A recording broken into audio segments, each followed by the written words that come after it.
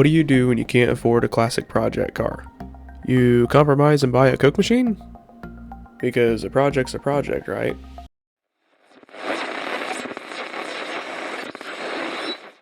That's really not the whole reason, but we'll get more into that later.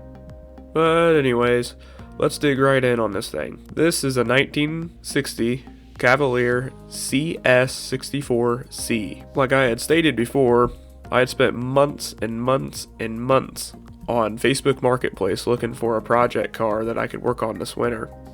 Unfortunately, we all know that any muscle car from the 50s, 60s, 70s are nowhere to be found out there, and everybody wants a arm and a leg for them. One day, a pinball machine popped up on my feed. Yeah, I know you're questioning why a pinball. Well, it popped up for $40. I was gonna get it, and then it sold, obviously. So then it got me wondering, well, let's branch out to some other things. And a Coke machine popped up, and I looked at it, and unfortunately enough, it didn't have any parts available for it. So I started looking even further. This machine popped up on my feed. It was posted over a week ago, or however long Facebook decided to say it was on there for. It was only a few miles away, so I contacted the person and we went to look at it. And I fell in love with it, thinking it was really cool and really interesting. And sure enough, yeah, it has rust and it has some paint scuffs and all sorts of nasty things on it. That's nothing I can't handle. You're probably thinking to yourself to get on with it and get to the restoration, and yeah, I know. I'm getting to it. If you haven't noticed already, I plugged the machine in, and now starting with this water bottle, we're going to see if everything works. How, you ask? Well, we're going to test and see if it cools like any other machine would. So, because my garage is not that well insulated and it's pretty cold out there, we're going to have to get some heat in there to, obviously test and see if it cools. To get it nice and hot in there, we're going to flip on the breaker switch so we can build up some heat in there. Now that the heater's running, it's probably going to be a while before it gets pretty hot in there. So while we're waiting on that to heat up, I found this really cool website called Grand American Jukebox. I'm pretty sure they restore a whole bunch of different things, but they seem to have a whole bunch of information about the Cavalier machines and other soda machines. If you want to check it out, I have the link in the description and the link in the video. So what does CS-64c mean? Well, obviously right off the bat you can see that C stands for Cavalier. The next letter, S, stands for Selective Merchandiser.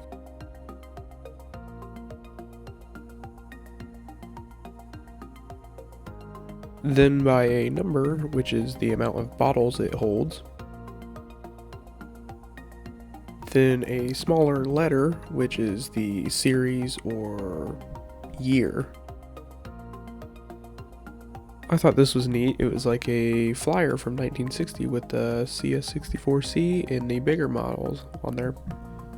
So 1960 was the first year for the 64 series, or the 64c, after it was discontinued and took the place of the CS-72.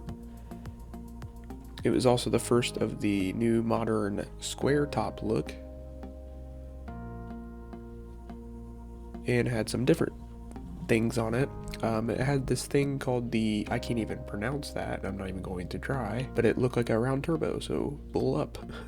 Evaporator. It was also a part of the new generation of multi-selection models. The C series of 1960 and the D series of 1961 were almost identical, besides a few different changes. 1962 and 63 were almost identical to 61 and 60's D and C series, with the new E series, which had a small change to the coin entry area and a different light up correct change sign. It's been a few hours since we plugged in the heater. It's also been sitting for a while running. I'd say that's long enough to test and see if it's working or not. So let's find out. Did you notice some condensation on the bottle door window? Now, I'm no expert, but I'm pretty sure this bottle of water is pretty cold. Did you hear that? It's the compressor and the evaporator fan coming on. Now that we know it gets cold, let's check and see if the bottle doors work and the coin mechanism works and so on and so forth. Starting with a nickel. Didn't work. And now a dime. Oh. That's a good sign. Bottle gates work first try. Attempt number 2.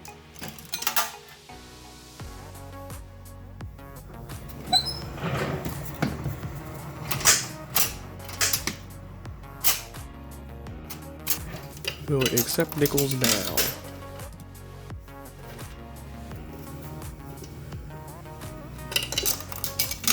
No, it won't. But it will dimes.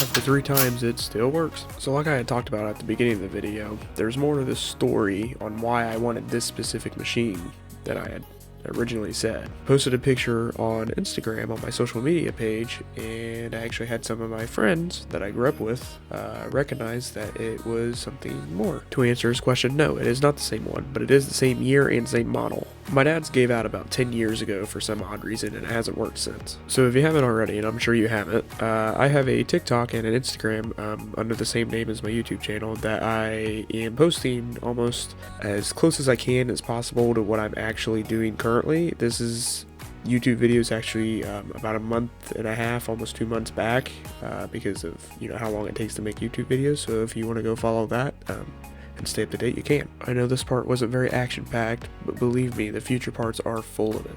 Also, I'd love to see what you think about my project. So please, stay tuned. Until next time, thank you.